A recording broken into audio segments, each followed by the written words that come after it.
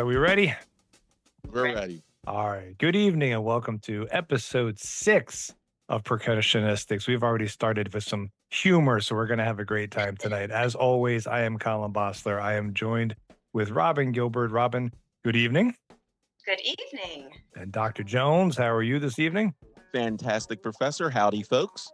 All right. So, like I said, we're already laughing. This is going to be another one where I don't know really how it's going to go. I think we had for the audience to know, as I told you all before, we have an idea. We come up with an idea, and for some reason, with this particular group of individuals, it seems the idea gets challenged after we get the episode set. So we have the idea, Robin and I work on it, and Glenn says, "Wait, what are you guys doing? That doesn't make any sense with what you have." Glenn, am I accurate, or are you going to tell me I'm wrong again? I'd like to first address the audience and say, I apologize.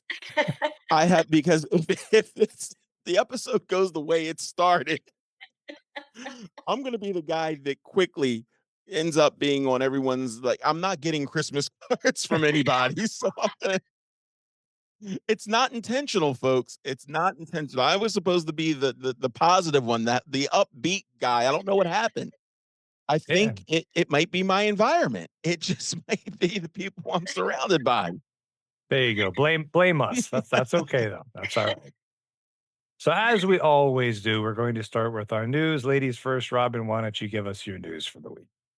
Well, thank you. Well, my news was that on April 24th, Ringo Starr released his 22nd studio album, and it's a country-based album.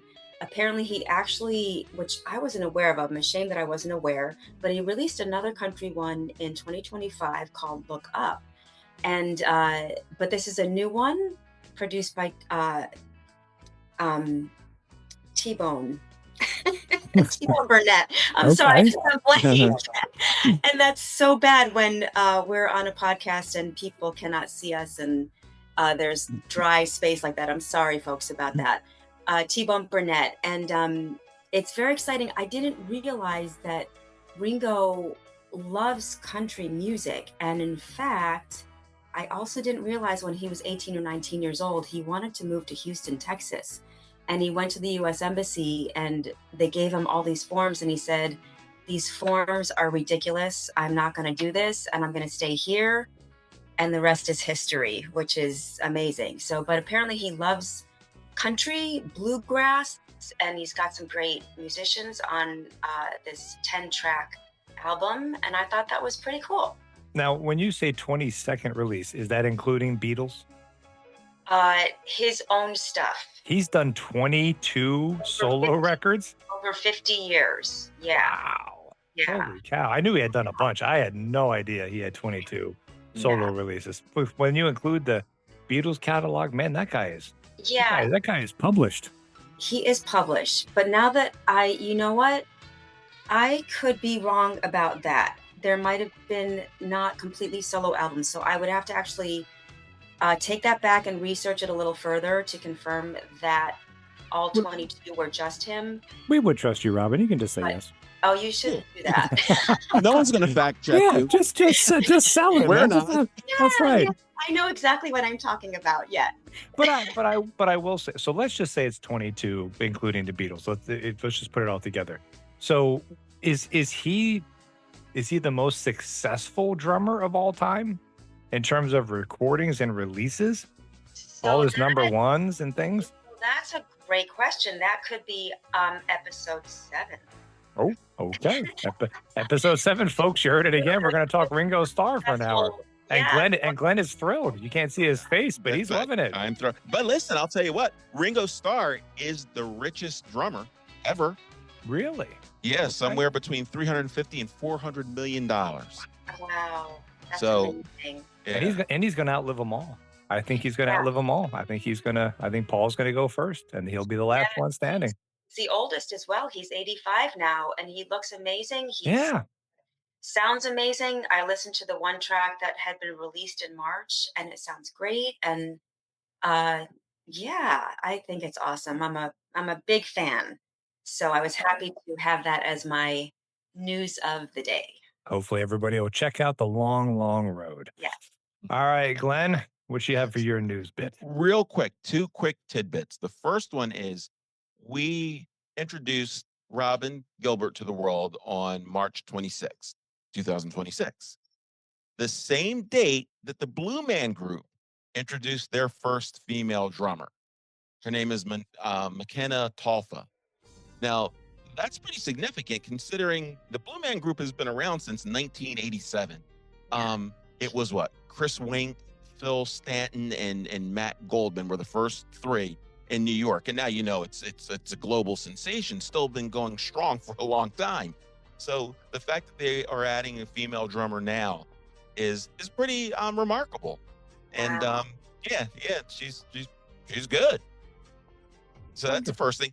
The other is over the last month, the buzz has been, not to beat a dead horse or whatever, but first of all, maybe I want to pat Colin and myself on the back a little bit. Whoa. Because apparently, remember our first episode, a big part of it was talking about how Anika Niles was going to work with Rush and our ideas of what should happen. That's been the buzz the last month, Colin. Okay, really? So podcast, I sent you the one, right? The one podcast, but there's been articles. People are jumping on this now. Now, that either means that you and I were dumb enough or brave enough, maybe to speak than most people were. Maybe they were taking more of a wait and see thing, and you jumped right on it.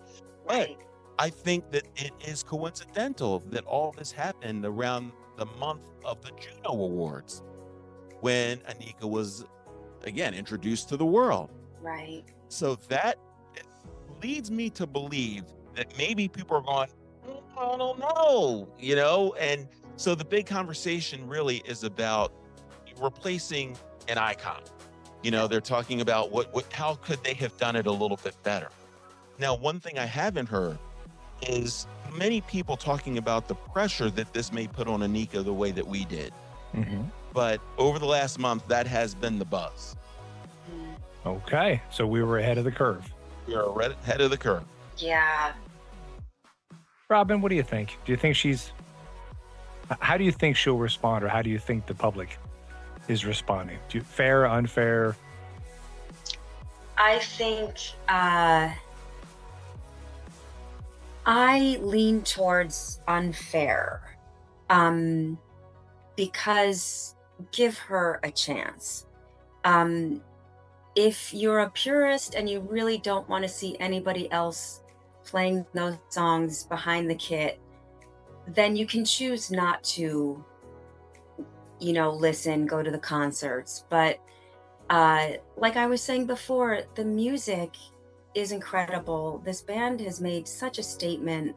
They're iconic. And if people want to hear the music live on, and she's capable, which in my opinion, she's more than capable. She's not going to be Neil.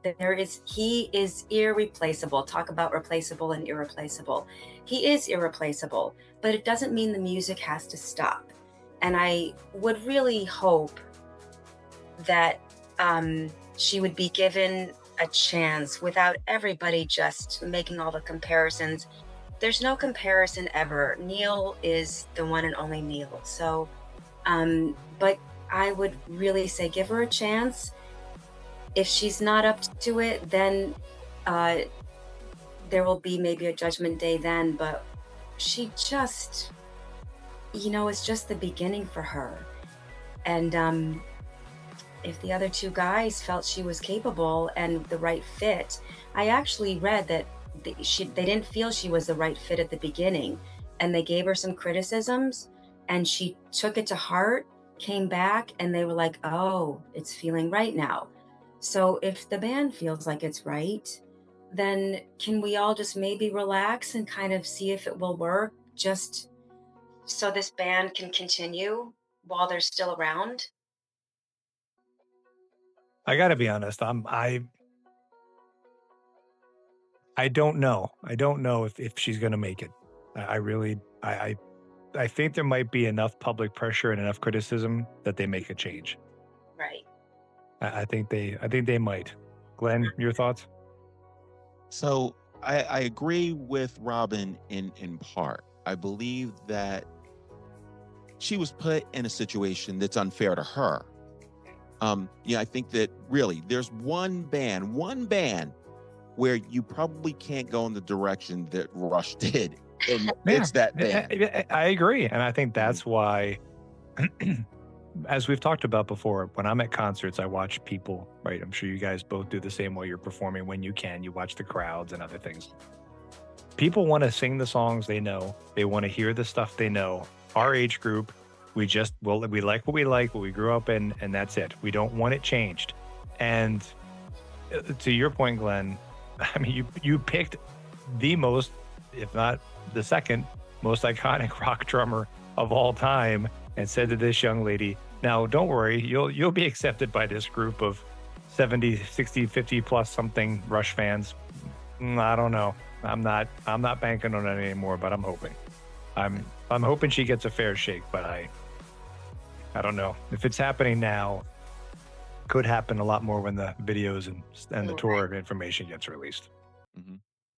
Speaking of things on video, so I'm gonna do the curmudgeon-y stuff, and I'm prepared for this because I am not a YouTube deep diver. I don't watch a lot of things anymore. I just get frustrated about most things online. And there's an old expression, right? Believe half of what you hear and nothing of what you see. So being that I have 2 successful podcasts and I talk about them bragging politely every now and then with folks, and I talked about the drumming podcast, somebody said, have you seen this guy? It always starts like that, right? Have you seen this guy? And then somebody drops a video on me. So they dropped this video on me and I'm going to do my best to pronounce his name, El Estepario Siberiano. I don't know if I did it right, but that's as close as I'm going to get.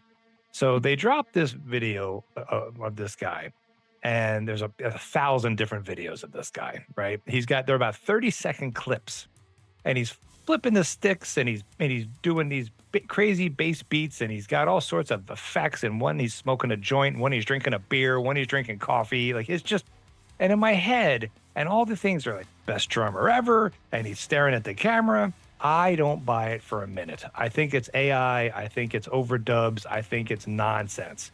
So my 2 wonderfully respected musician co-hosts, I send them the video and I say, look at this guy. You're telling me that this guy is amazing and everything's legit. And you both said, yeah.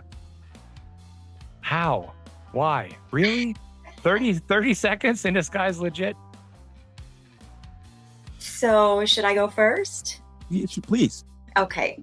So I saw way more videos that were way longer, and I love this guy. Oh my God. Okay. It's all right, Robin. I do. So there was one where he was really just giving his history from Spain. He was took to drumming, and literally there was even on Drumeo, he did a challenge with Brandon from Drumeo to try to do this beat. Within 2 hours, he had to copy the beat that Estepario had given him, and it was fascinating to me. But he looks really legit to me. He really mostly does lessons. I think he does play with a couple of bands. If this is all real, I'm thinking that it is. He mostly teaches and does a lot of selling of merchandise for drum companies and things like that. But he just loves playing, and he loves figuring out new patterns, challenging himself. He said that he spends usually 8 hours a day playing, just trying to figure things out, just for the heck of it, for his own amusement. I think if he weren't even playing with a band, he would be happy to just be doing that.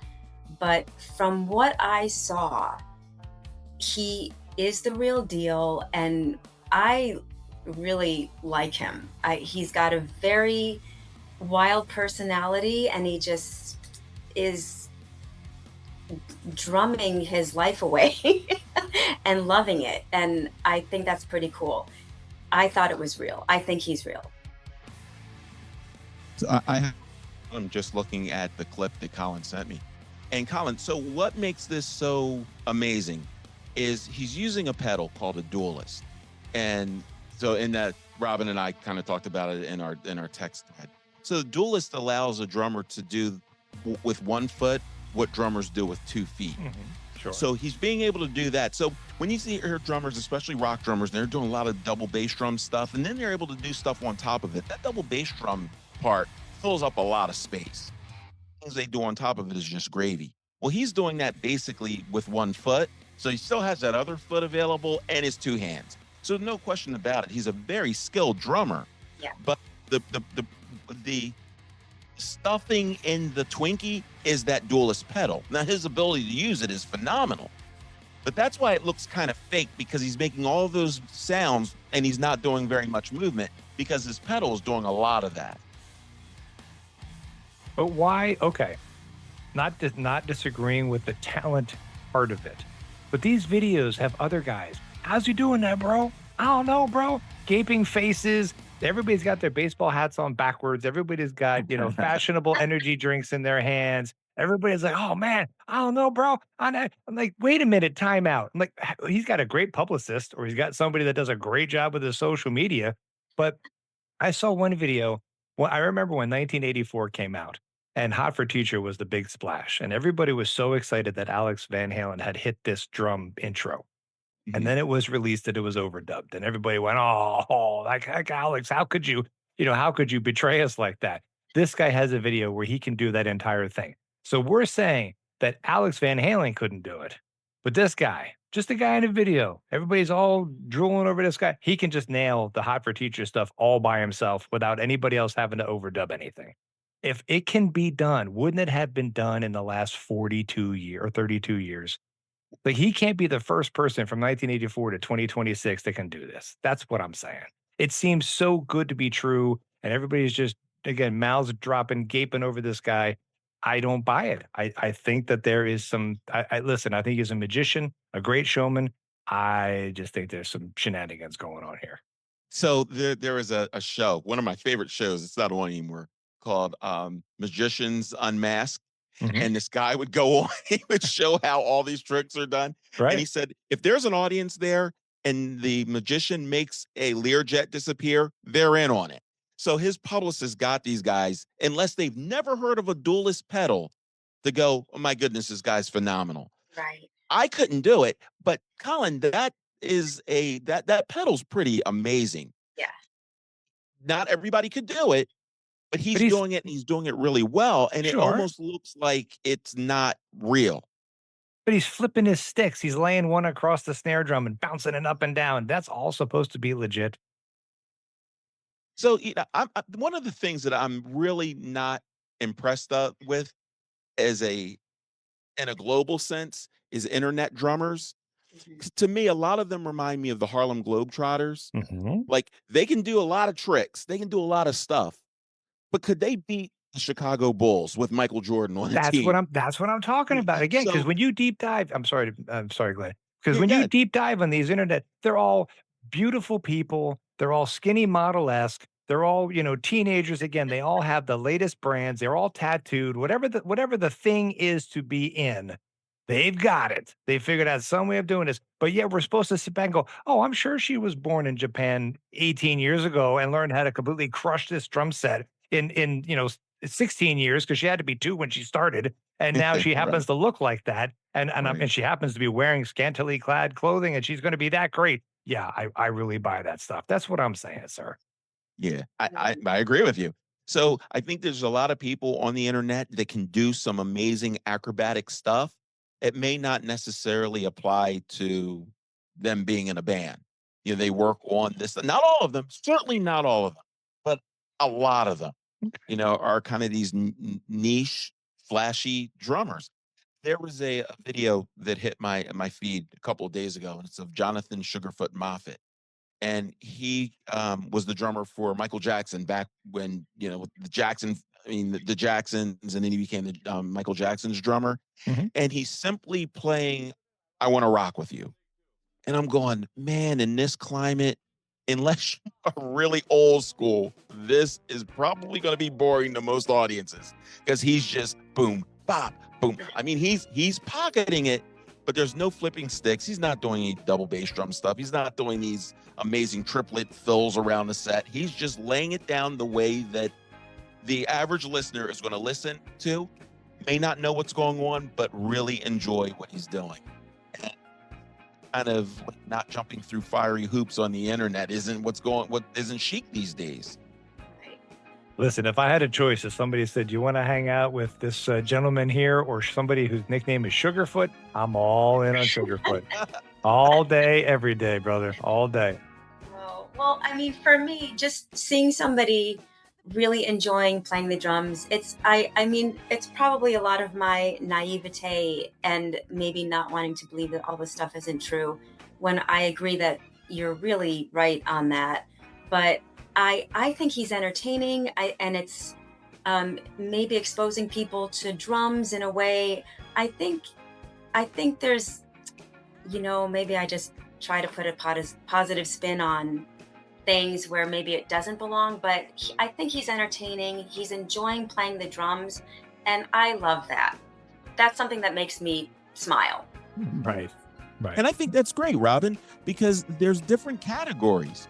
I watched this. Somebody sent me a clip of these two guys playing on a practice pad, and the stuff they were doing together in syncopation. It was like this choreographed thing. It was really cool. I've seen that. Yeah. Yeah, so those things are cool. So there's a category. There's room for that.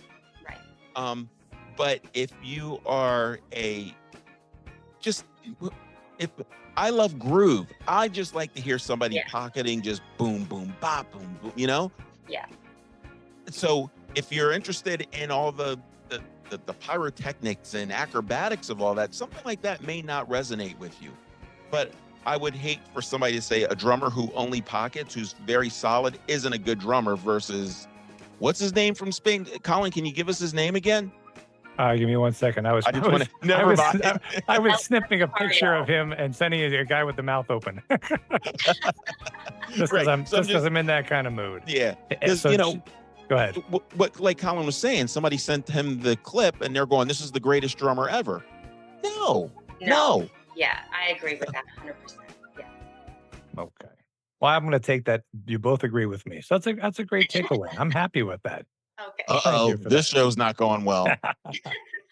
All right. So to get to our subject, to keep the train on the tracks. So the idea was game-changing drummers. And I said it like that because Dr. Jones sent me a text. "Did you mean game-changing drummers? Question mark. And I said, "Yes, Glenn." It says game-changing drummers on our sheet. Now, we started with the idea, I'll speak for myself. I started with the idea that these were songs, these were people that had drummed in songs that really changed the genre, changed music. Glenn, I don't think you're on the same page with us from what I'm gathering. So do you want to start by one, telling us where we're wrong, or two, having your songs listened to first? I'll leave it up to you. No. So I agree with you. It's drumming that changed the drumming landscape some kind of Okay. way. Now, Okay. I think in the so folks, we spend a lot of time communicating between episodes, as you've probably guessed. And looked like on one of the threads that it was when you looked at the setup, the idea for this, it was we were giving each other songs to listen to and then critique the songs like we did last time. So I said, wait a minute, are we doing game-changing drumming, or is it something different? That's the only clarity that I wanted at that point. And then I figured once we get into the episode, I'll see what you mean by game-changing. I just want to make sure that it wasn't that we were supposed to listen to the um allegedly I didn't do my homework for one of our podcast. I just wanted to make sure that I was looking at this correctly. That's all. Okay. That's All all. right. Well, why don't you start us off anyway, Glenn? I will. Okay. Because So Robin started us last time, so why don't you go this time? okay, cool. All right. So now, first of all, full disclosure, the fact that I'm discussing this to me is a pretty big deal because I'm not a big fan of drum solos. I appreciate players who excel at them, especially on the internet. You can find a million guys and gals who are lighting up drum solos on the internet. And I also understand why people like them. I like drum breaks.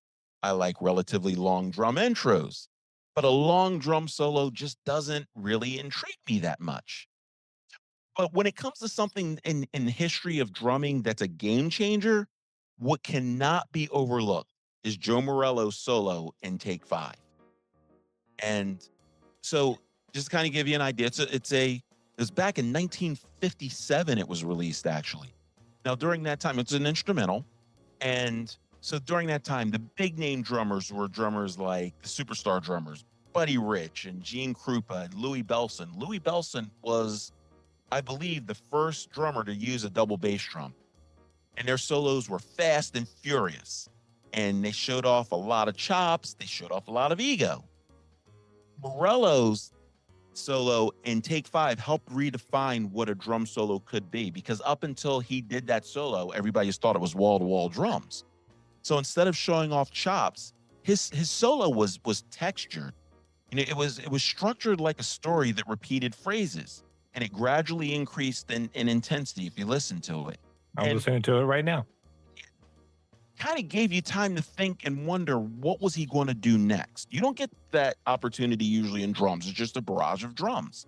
So he used repetition, and he used tension, and he used release, kind of more like a composer than somebody just showing off how fast he is. So it's really, he used space in that song. I mean, in that solo just as much as he used beats. So with space and development rather than a bunch of chops. So for drummers, it was a masterclass in phrasing and dynamics. And it was proof that restraint, time, and space can be more powerful than speed and a tsunami of beats and drum strings. Okay. And this was 1957? 57, 59, something like that. Okay. All right. Yeah. Robin, agree, disagree? Judge's call. Glenn's right, Glenn's wrong. Feel free to pick either one.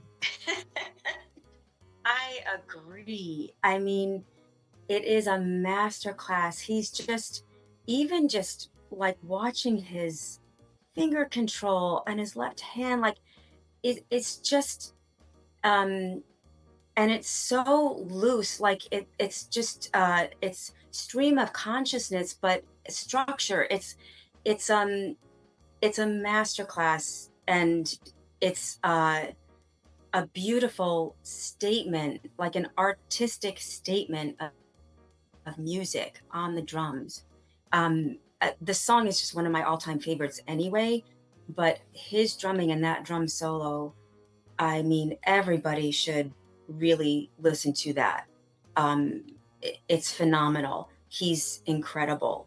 Yeah. And I agree, Glenn. I am not a fan at all of drum solos unless they're called for and it's the moment to have the drum solo.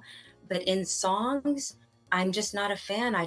It's never been something. I don't like overplaying. I like, as you were even saying last week, nuance. I love that subtlety, nuance. And this drum solo has all of those qualities. But boy, what a statement it makes. It's incredible. Yeah. Mm-hmm. Definitely a game changer. I was thinking, Robin, when he was doing that, he was aware of what everybody else was doing. And so just the confidence in himself and his understanding of what drums could be, his kind of visionary approach to this was amazing back then. I mean, he starts off with now one, what he's doing is not hard to understand, right? You know what he's doing, 16th note and then a strike on the downbeat when he first starts off. And then the little ghost notes. But trying to play that, it's like, wow. Like impossible. Yeah. It's like it's like reading the notes. Yeah. You could probably play it based on what you read, but it's not going to sound like the way that he did. No. But now what you do notice though is even in rock drumming, what he's introduced, you listen to old drumming, Buddy Rich and Gene Krupa solos, they kind of start off, the intensity is in the same way from start to finish. But then after Joe Morello's, you notice drummers start building upon one concept upon another in their solos. They don't start off with everything in the kitchen sink at the very beginning. They start off with the spigot, and then a little bit of plumbing, So he introduced build the that. kitchen. Right. Yeah, right. You got a dinette going, Yeah. Having just listened to it, I'm going to say I get your. It's a little disjointed for me, honestly. Maybe it's just the jazzy part of things, but it seemed like he was picking little pieces that he put together, but it was enjoyable. I think it's I don't know. It just seemed to stop and start pretty often for my own taste, but it was well done. I did like it. Was the use of space, Okay. which you didn't get before. Again, it was a tsunami of drums. Okay. This one is a conversation, and in a conversation, you take a breath every once in a while. Yeah. I like that. That's well said, sir.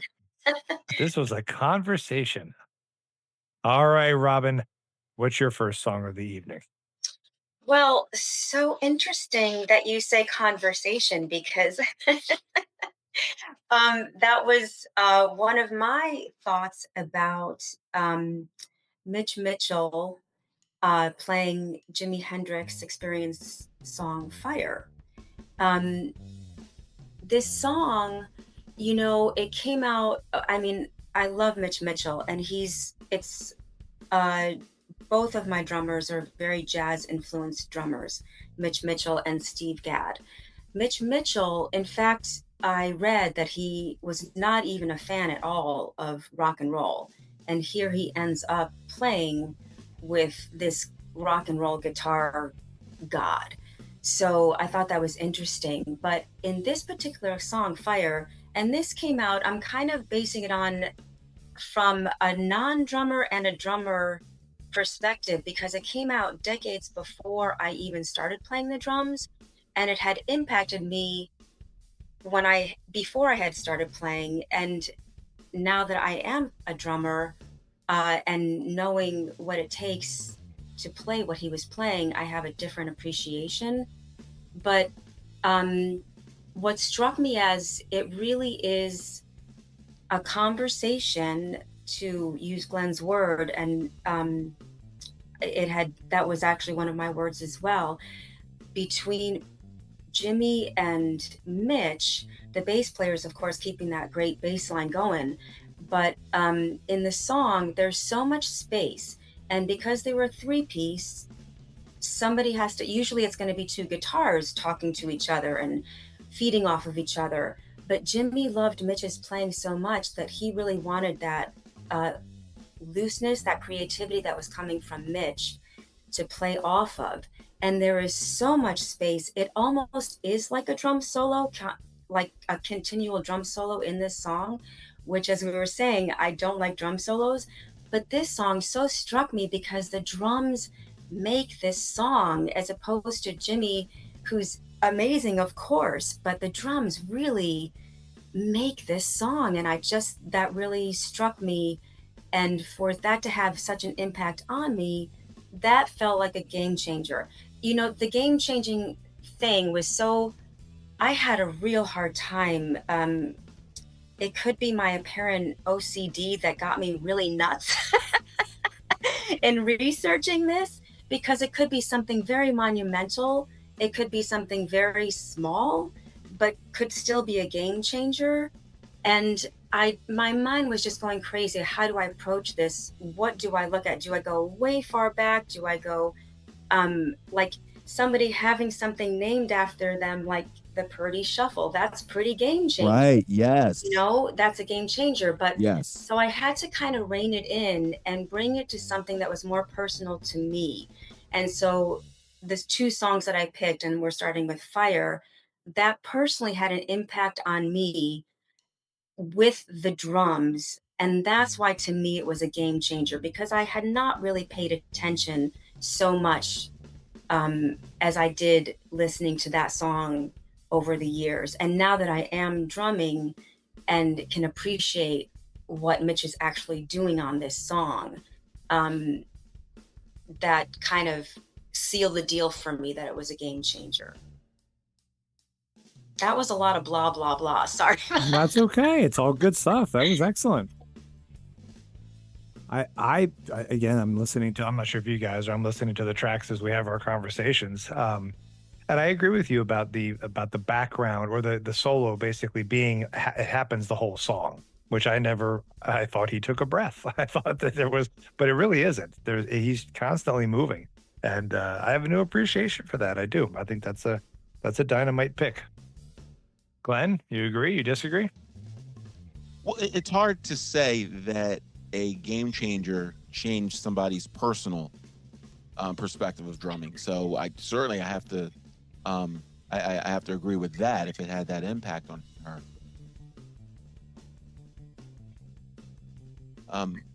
I'm not sure it may have necessarily changed the drumming landscape, but I certainly, as a matter of fact, my second choice is more of a personal thing. I don't care how much it changed everybody else. It certainly changed me. But I think Robin did mention just the fact that she mentioned Bernard Purdie, the Purdie Shuffle, and what that did. I mean, so from that, nobody had ever done that before. They named it after him. And then you look at the different variations of that. John Bonham's Shuffle in Fool in the Rain. And then the Porcaro Shuffle and Rosanna. Yeah, so but they got all of that from Bernard Purdie. So well, I guess also maybe something that kind of changed the landscape was I feel he was really kind of fusing or making the jazz rock fusion with this song. Maybe that was the beginnings of that type of a thing, because it is very rock and he's really a jazz influenced drummer. So that was part of my game changing whole extravaganza. I'm at a loss for the words, but in my thinking that it was a game changer, I feel like he really did have something to do with bringing jazz into a really heavily rock song, because that's what he was really used to playing. And he did it, it's very rock and roll. So maybe that was part of the game changing bigger picture that you were thinking as far as the landscape. Maybe not, maybe it doesn't really make a difference to you. well, no, the fact that it impacted the way that you play, that's a game changer. Right. You know, that's the part that can't be argued. Right. So, no, I agree with that. Okay. All right. Well, for my first pick now, Oh, can I do that now? No, not yet, sir. Okay. So with all the abuse I took last episode, because remember, the word was predictable. That was the word that Dr. Jones threw out over and over again. So I sat back and I'm like, I'm not doing it. I'm not giving him this again. I'm not doing it twice.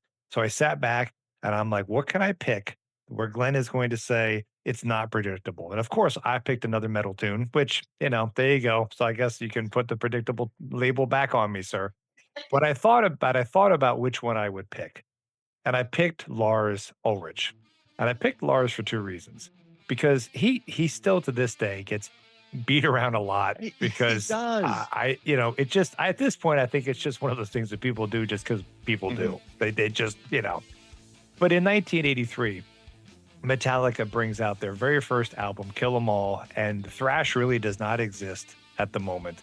And if you know a little bit of the history of Lars, he's a huge new wave of British heavy metal fan. So he brings also not only thrash into the limelight, he brings a recognition of all of these amazing British metal bands that are coming across the ocean, and they're trying to influence America, Def Leppard, Iron Maiden, and the list goes on and on. So I picked Seek and Destroy just because it's my favorite tune off of this record. But I was hoping that perhaps the game-changing concept would win over one Glenn Jones, because he is doing thrash drumming and he's helping to create the genre and influence many, many, many bands going forward with the music that he's bringing across the ocean. Dr. Jones, your rebuttal. Professor Colin, I salute you. Oh, that was okay. Because look at what else happened as a result of that. It made people approach drums differently, made them think about it differently. So yeah. And then also it's nice that you threw something to Lars, because he does get he gets beat up so much constantly. And I listen to obviously a lot of Metallica, and because as you know, I have the famous flash drive and it's chock full of Metallica. And every time I listen to him now, I go, it's not so bad. It's not so bad at all. There's some really good parts. But I even saw, so I was, when I was looking up, when I was going through my Metallica songs, right? Because I was looking at the first album, I happened to have a video dropped into my feed somewhere about how amazing his drumming is on Enter Sandman. And I'm like, well, good. There's some love out there. Like, there's some that happens, but it just seems so minimal. It just seems so minimal. Colin, one workout is just spent the whole 2 hours, 2.5 hours listening to Metallica. Just really listen. And I just didn't, I don't know why he takes such a beat. Is he the greatest drummer ever? Who is, really? Except for, those that are really iconic. But he's a really good drummer. Robin, how'd I do? You okay with Lars being a game changer? Yeah, I am now, because you actually totally sold me. I have to say, I was really questioning this choice and was like, I thought I was going to have to agree with Glenn on this one, but you just sold it like hook, line, and sinker. I'm a big fan of Lars. I think he is a great drummer, so kudos to Lars. And this song, I really didn't understand the impact that it had on that genre. So thank you for enlightening me and for making me very much happier now that I can agree with you, because I was. So both of you were prepared to say I this was is not prepared, yes. Yeah, but I think the difference is Robin was afraid that she was going to disagree with you. I kind of relished in the fact that you're like, hot dog. Here we go. Yeah, two different approaches of disagreement, but I am sold, Colin. That was a great explanation of why you picked that, and I love it. And you just really enlightened me, and I'm very happy. That's all you can add. Well, folks, this has been another episode. We're going to end right there. We're going to stop. That was it, Colin. And listen, I'm going to give myself a little kudos, because when I first listened to it, but what is he thinking?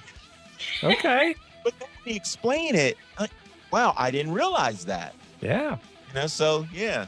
And some of these tracks on this record are 6-7 minutes long. That's a long time to be doing this kind of stuff, especially in concert. If you've ever seen Metallica, some of those songs really go for a long time before he gets a chance to take that breath we were talking about. All right, Doctor, back to you. Number 2, sir. All right. So my number 2 takes a page out of Robin's number 1, where this was a game changer to me. And it was one of those things where I told you only 2 drummers really inspired me when I just listened to them going, my goodness, what's going on? And the first one was Carter Beauford. And it's one of those things where it's something that happened and you know where you were and what happened as you're listening to this song. So my wife and I are not early adapters of anything. I think we got a microwave when 3 years ago, right? So we decided we needed a CD player, and we needed some CDs. So at the time, it was back in the 90s. I joined up for one of those CD clubs. Penny, of course, Columbia 10, House, right? That's right. Columbia, yeah. So I got 9, and I had one more to go. And I said, well, I heard ants marching, and the drummer on this band seems pretty cool. Let me just get Crash. So I got it, and I put it in while I was getting ready for my first day of grad school. So I'm getting dressed and everything, and I'm listening to Step and Too Much, and those things are pretty cool. And then the intro to number 41, just that what he did on the hi-hat, it sounded like a drum roll, but he's really doing, I guess, a 30-second note roll. And then just the groove, just the hi-hat and that bass drum. And then when he broke out into the verse, and he's just playing straight. Now, the thing about number 41 is, if you're familiar with Carter Beauford's playing, he doesn't do a lot of linear hi-hat stuff. He doesn't do a lot of just the on this one he is. And he puts little shots in there, different things, but for the most part, he's playing it straight on. But he's doing it with such a depth of complexity, but it's still simple. It was one of those things where I'm listening to it and I'm feeling something, which made me break down more of what am I listening to, just how wide open it was. And it really changed the way that I play. It changed my playing, not only in the way that I approach music, and I'm certainly no Carter Beauford, even though I tried to be for like a year and realized that I'm not. But I changed my playing where I play open lead. I'm left-handed, I play open lead right. And like Carter plays open lead left. So I play open lead right. And really, it just made me think drums can be a lot more creative than the way that I was approaching it. Not that he wasn't doing it in those other songs, but in that particular song, it really spoke to me. So the game changer to the way that I play is number 41, Carter. Well, as I said, I'm listening to these as we talk. It's amazing. It is amazing. Now, when I saw them for the first time, when I saw Dave Matthews a couple of years ago for the first time, I enjoyed it. I'm not going to tell you that I walked away with the amazement you must have when you've seen Carter live. But I'm going to say I enjoyed it quite a bit, and this song is very good, but I'm now listening to just the drum, trying to isolate the drum. He's doing some pretty amazing things. So one of the things that he uses double bass drum through this song, but not through the whole thing. It's not a wall of double bass drum. Just when he brings it in, it's so perfect. Just enough to get that part of the song to the next part. It does it so seamlessly. Robin? I agree. He is so tasty. Like everything. That's a good word right there. Yep. Every single thing where he places it, everything, it's like you don't even know that that's what you want to hear, and he satisfies what you want to hear just by without you even knowing that that's what you needed to hear. It's if that makes any sense at all. It's the groove is there when you need it to be, the nuance, the feel. It's delicious. Yeah. In the video, Tasty and delicious. Tasty and delicious. I like that. That's a compliment right there. In the video, Under the Table and Drumming, it opens up with this song. And it's just the cameras watching. He's playing along to the track. And there's one point where it goes from the verse into the chorus. And he's playing the ride cymbal with his, let's see, how's he doing? He's playing the ride cymbal with his left hand. And he goes around high tom to low tom, 16 notes with one hand. With one hand. Wow, he did not just do that. Now, you don't hear that on the CD, but he figures, hey, listen, the camera's on me, watch this. But that's not what makes that song so special, but that does demonstrate how special of a drummer he is. Absolutely. And I did see that, and I couldn't believe it. I mean, he even flips the sticks and hits with it. Like it's insane, but it's perfection. He is just outstanding, and it is for anybody who's wanting to play or become a better drummer, he is the one to aspire to for sure in this day and age. He's just incredible. That song, I loved it. I have to admit, I hadn't heard it, and the drumming is spectacular. Yeah, that was very exciting. Wonderful. All well, right, you're Robin. welcome, Colin. I appreciate that, sir. Robin, you're number 2. Oh no! Well, it feels diminished. No, this is I'm already telling you ahead of this is a great song. You picked one that I automatically agreed with you on. Oh, I'm so glad to hear that, because for me, it was another, like I said before, I needed to rein in this whole concept because I just was letting it get away from me. And this one also had such an impact on me, but it's another one where I feel like the drums really make this song. Mm-hmm. And this was such an interesting, not so much the chorus is really pretty straightforward, but that verse beat, that's really, I don't know if it was like a nod to his military, because he was in the Army, and the Army field band feels very military-ish to me.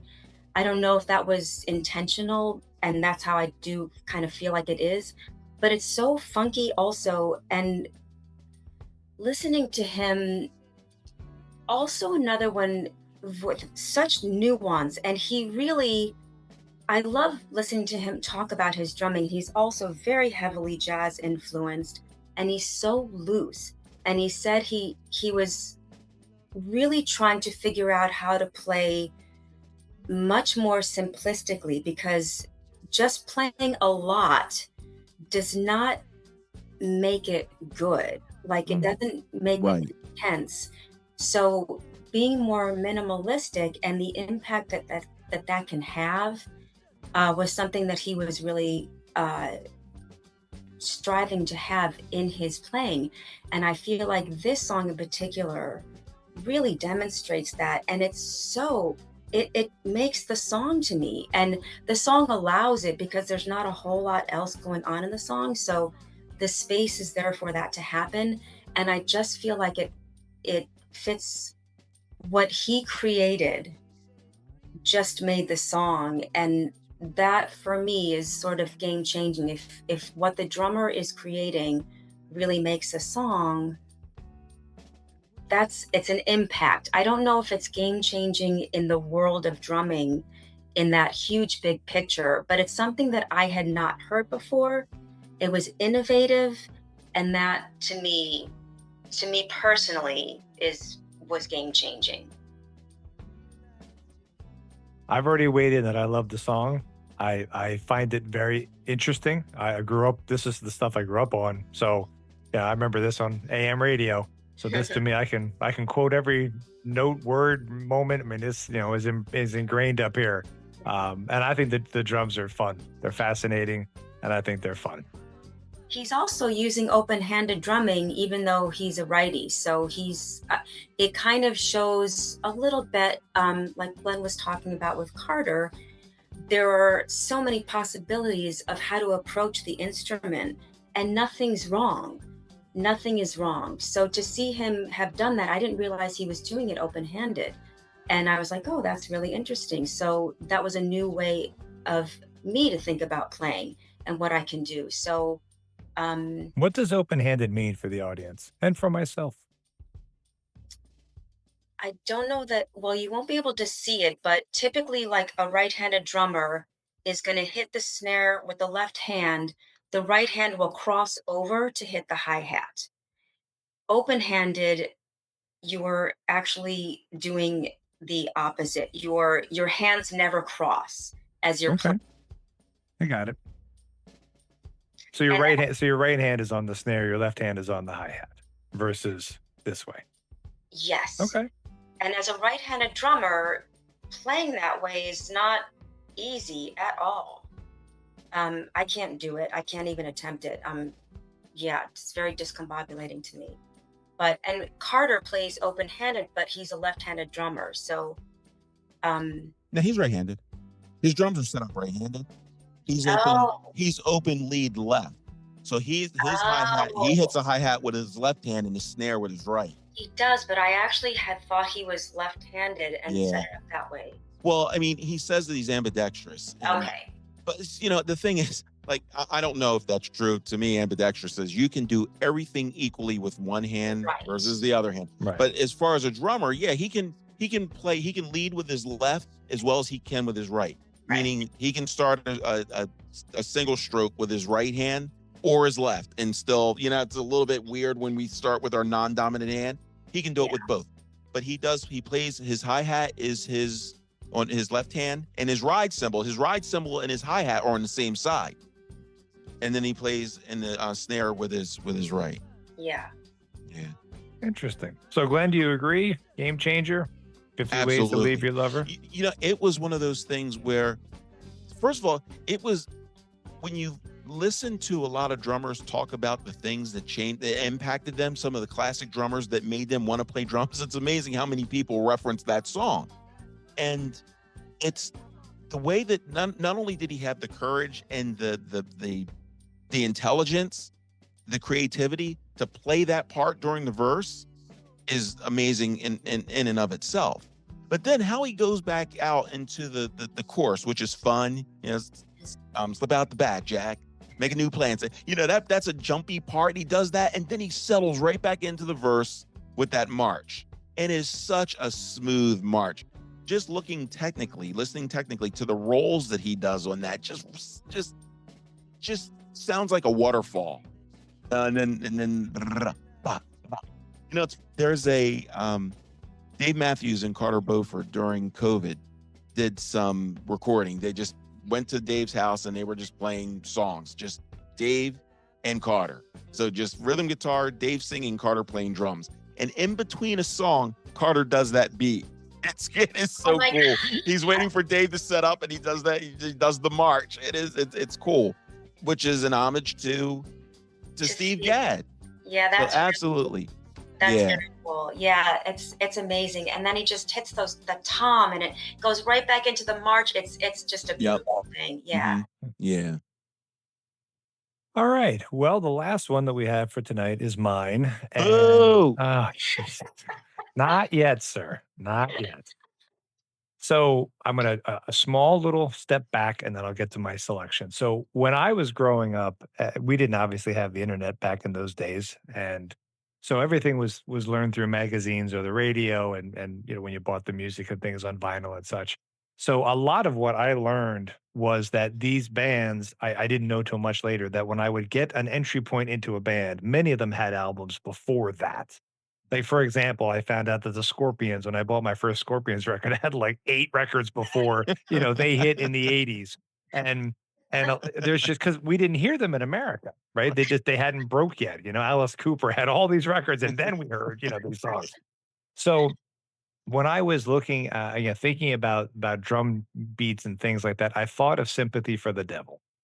And when I think of Charlie Watts and I think of the Rolling Stones, I think we have to consider that this is 1968, right? The Rolling Stones, just like many other bands, had been around for years, right? They had a lot of what I would call that 60s, that 60s pop-ish, British pop kind of stuff. And all of a sudden, they're bringing out this Beggars Banquet album. And to me, when you listen to Beggars Banquet, and you have to keep in mind that this is the 7th record that the Rolling Stones have released. And when you listen to the needle drop on Beggars and all of that really cool percussion. Now, I'm not going to tell you that I know what Charlie's playing or not. I don't know how overdubbed it was, but I think that's a fascinating intro and a fascinating song to begin an album in 1968.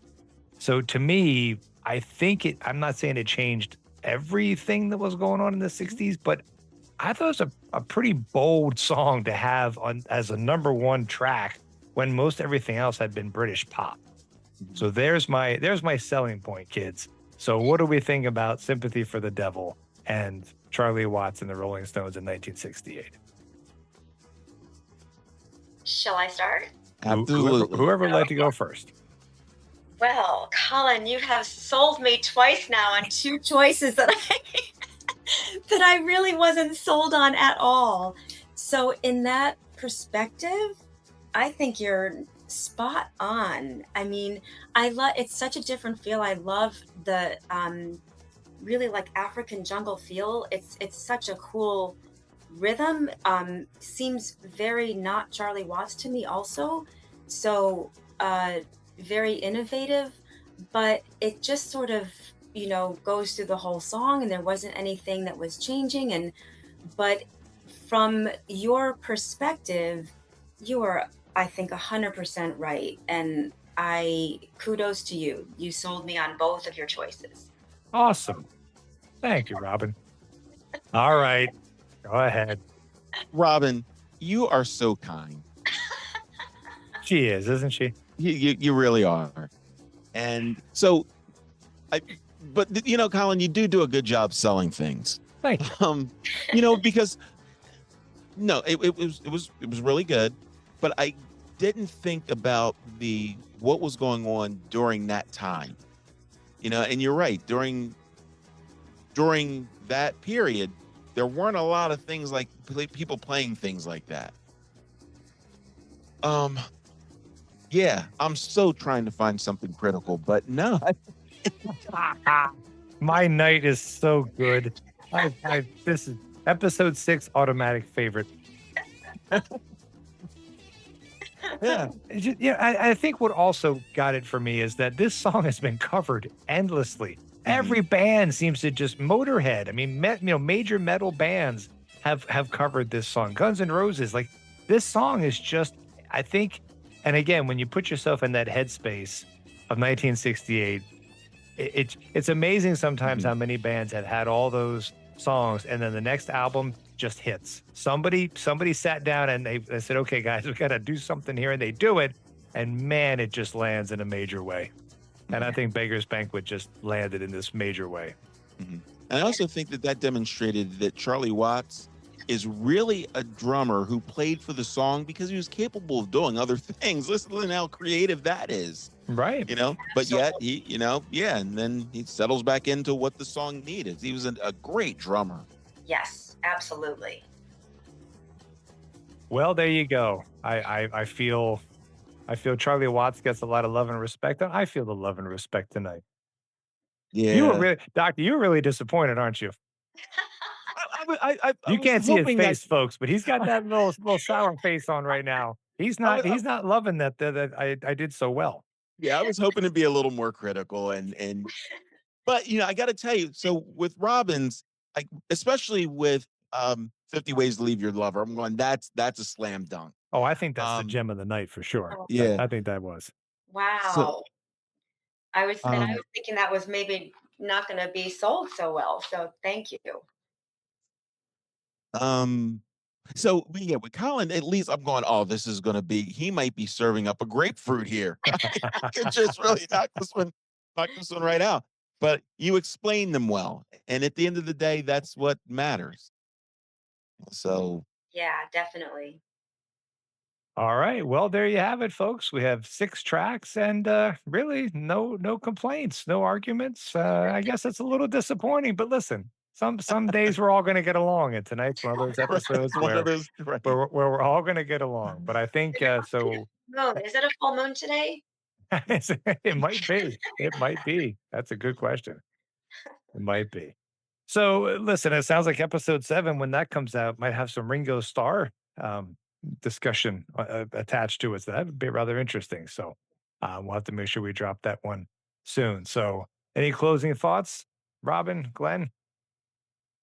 Oh, it's such a pleasure talking to you guys and sharing all of this great drumming. I'm trying to think of a word, and I was trying to not say so much because we're on a podcast, but it's been such a pleasure. I'm so enjoying doing this with you guys. And it's really, like I said, even last time, it's bringing such a huge amount of joy to my whole drumming experience, just being involved with you two and talking about it and researching. And I'm so grateful. I'm really enjoying it.